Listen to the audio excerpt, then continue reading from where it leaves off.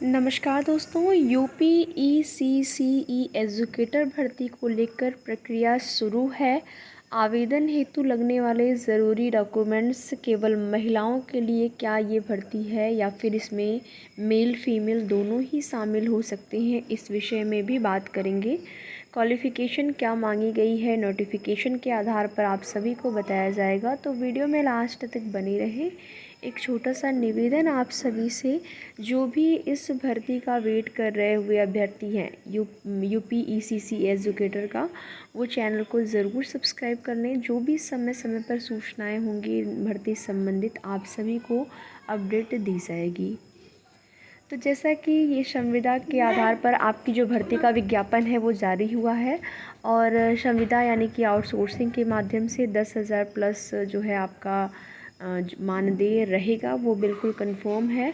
और 10 महीने के लिए आप देखेंगे कि आपने नोटिफिकेशन में दिया गया था 10 महीने के लिए ये जो मानदेय पर रखा जाएगा, लेकिन फिर क्या है कि टाइम पीरियड बढ़ाया जाता है। ठीक है, तो इसको अपने मन में लेकर डाउट में ना रहें कि जो है 10 महीने के लिए ही होगा, बाद में बढ़ाया जाएगा। पहली बार ये वैकेंसी आई हुई है, इस तरीके से मेरिट के आधार पर हो रही है। सरकार का जो है इसमें प्री प्राइमरी के बच्चों के लिए आंगनवाड़ी जो रहती हैं वो लोग पढ़ाती हैं, लेकिन ये जो वैकेंसी आई हुई है इसमें ग्रेजुएशन आपका क्वालिफ़िकेशन मांगा गया है। तो आंगनवाड़ियों से ज़्यादा यहाँ पर क्वालिफ़िकेशन मांगा गया है, तो जाहिर सी बात है कि पेमेंट वगैरह जो है वो आंगनवाड़ी कार्यकर्तियों से ज़्यादा रहेगा।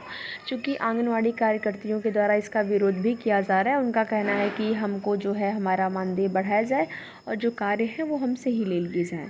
तो पढ़ाने का कार्य रहेगा, वही उनका शारीरिक मानसिक जैसे हर तरीके से शारीरिक मानसिक विकास हो बच्चों का। प्री प्राइमरी स्कूल पूर्व जो बच्चे होते हैं उनके लिए ये वैकेंसी आई हुई है। तो इसमें देखिए, एक तो आपका जो क्वालिफ़िकेशन मांगा गया है, जो एलिजिबिलिटी आपकी होनी चाहिए, या तो आपने एनटीटी किया हुआ है, नर्सरी टीचर ट्रेनिंग, या फिर आपका स्नातक होना चाहिए। स्नातक में जो विशेष विषय यहाँ पर मांगे गए हैं मुख्य रूप से, वो विषय आपके होने चाहिए। और वो विषय आपके, जैसे ग्रेजुएशन आपका 3 साल का होता है, तो अगर 2 साल है तो भी आप आवेदन कर सकते हैं। ठीक है, ऐसा नहीं है कि 2 साल वाले नहीं आवेदन करेंगे, 2 साल वाले भी कर सकते हैं और 3 साल वाले भी आवेदन कर सकते हैं। और जैसा कि होम साइंस यहाँ पर मांगा गया है आपके क्वालिफ़िकेशन में, तो जो भी होम साइंस से जिसका भी स्नातक होगा, स्नातक होम साइंस वाले यहाँ पर आवेदन कर सकते हैं। और ज़रूर करें, ज़रूर शामिल हों, क्योंकि आप देखेंगे कि भर्तियों का और क्या हाल है, या फिर अलग अलग भर्तियाँ स्नातक स्तर पर अगर भर्ती आई है और बिना एग्ज़ाम के हो रहा है, मेरिट बेसिस, मेरिट आपका देखा जाएगा 10th 12th प्लस ग्रेजुएशन के मेरिट के आधार पर। अगर आपने एनटीटी किया हुआ है तो वो उससे मेरिट बनेगी। तो मेरिट के आधार पर आपकी जो वैकेंसी है वो आई हुई है। प्रक्रिया के बारे में आप यहाँ पर देख सकते हैं,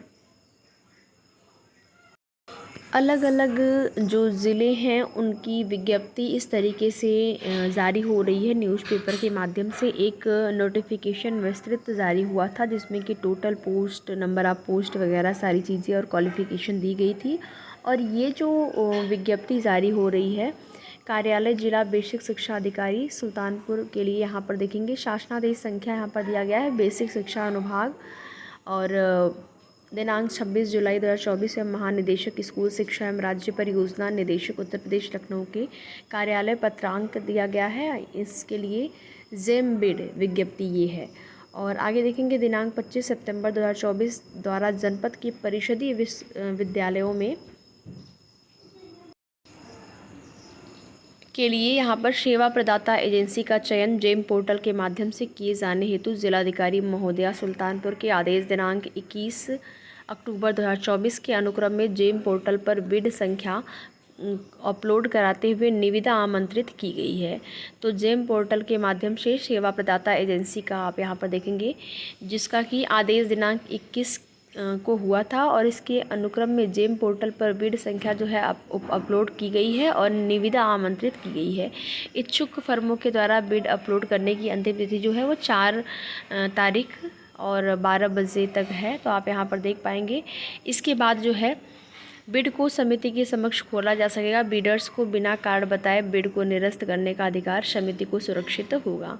तो ये जो है प्रोसेस आपका चल रहा है, प्रक्रिया स्टार्ट हो गई है, अभी आवेदन नहीं हुए हैं। तो जैसे ही ये प्रक्रियाएं पूरी हो जाती हैं अलग अलग ज़िले की, टोटल आपके जो 75 ज़िले हैं, 75 ज़िले के लिए ये भर्ती का विज्ञापन आया हुआ है और इस तरीके से अलग अलग ज़िले में ये विज्ञप्ति जारी हो रही है। उसके बाद जो है अलग अलग ज़िले से ही आप देखेंगे जैसे आंगनवाड़ी की भर्तियाँ हो रही हैं उसी तरीके से अलग अलग ज़िले से ये भर्ती जो है वो आपकी की जाएगी। बाकी आप यहाँ पर देख सकते हैं आंगनवाड़ी कर्मियों के द्वारा इसका विरोध भी किया जा रहा है। आप यहाँ पर अगर देखेंगे तो यहाँ पर संरक्षक हेमंत बंदन ओझा ने एजुकेटर की नियुक्ति को शिक्षा अधिनियम 2009 का उल्लंघन बताया है। एजुकेटर पद पर आंगनवाड़ी के कर्मचारियों को नियुक्त देने की मांग की और कहा कि मांग पूरा न होने पर भाजपा सरकार को जो है उपचुनाव और 2024 के विधानसभा चुनाव में दुष्परिणाम का सामना करना पड़ेगा। तो एक तरीके से आप सरकार को भी चैलेंज किया जा रहा है। आंगनवाड़ी कर्मियों ने जो है यहाँ पर प्रदर्शन किया और प्रदर्शन में उन्होंने अपना जो है मानदेय वृद्धि की भी मांग की, साथ ही साथ जो है इन्होंने विरोध भी किया है एजुकेटर भर्ती का। लेकिन सरकार ने वैकेंसी निकाली है और भर्ती ये पूरी भी होगी। मानदेय पर आपकी भर्ती हो रही है और पूरी होगी, ऐसा नहीं है कि नहीं होगा। आंगनवाड़ियों की जो मानदेय है उनको बढ़ाए जाने पर विचार चल रहा है, हो सकता है कि बढ़ाया जाए। बाकी आगे की जो भी सूचनाएँ होंगी आप सभी को उसकी जानकारी दी जाएगी। तो वीडियो में लास्ट तक बने रहने के लिए आप सभी का बहुत बहुत धन्यवाद।